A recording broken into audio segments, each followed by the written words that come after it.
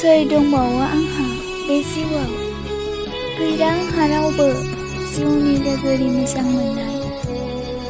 जा मोजां मोननाय दंमोन बिबो आंनि अननाय आरो मोजां मोननायखौ बुजिया आरो मिथिया। बिनो आंनि दंनाय मानि होजोबदोंमोन अननायखौ। नाथाय मानो आंनि अननाय आरो मोजां मोननायखौ बुजिया नों? मा आंनि अननाया नोंनि थाखाय थोजासे नङा नामा? आंनि अननाय आरो मोजां मोननायखौ नेवसिबाय नों दिनै।